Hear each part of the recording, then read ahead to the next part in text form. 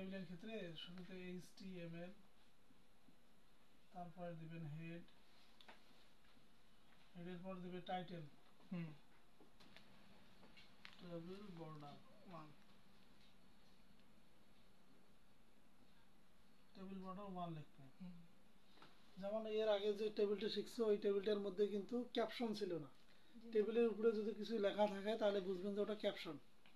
ঠিক আছে, তাহলে এই টেবিল বর্ডারের পরে তোমরা ক্যাপশনটা ব্যবহার করবে। তারপরে ক্যাপশনটা কি দেওয়া আছে ওখানে যে লেখাটা থাকবে ওই লেখাটাই এখানে লিখবে। হ্যাঁ, তাহলে স্টুডেন্ট, স্টুডেন্ট টেবল, তাহলে ক্যাপশনটা ক্লোজ করে দিবে। টিআরতে টেবিল রো, তারপরে এখানে যে তথ্যগুলো দেয়া আছে টিএইচ, এগুলো হচ্ছে হেডার গুলো হচ্ছে টিএইচ। তাহলে কি হচ্ছে এখানে রোল টিএইচ ক্লোজ, তারপরে দাও টিএইচ আবার নেম, আবার টিএইচ ক্লোজ করে দাও, আবার টিএইচ দাও, জিএপি জিপিএ টিএইচ ক্লোজ। যখন একটা রো এর কাজ শেষ হবে তখন টিআরটা ক্লোজ করে দিবে। হ্যাঁ, এভাবে টিআর ক্লোজ করে দিবে। ক্লোজ করে দেওয়ার পর এখন নতুন করে আবার এখানে লিখি আর একটা।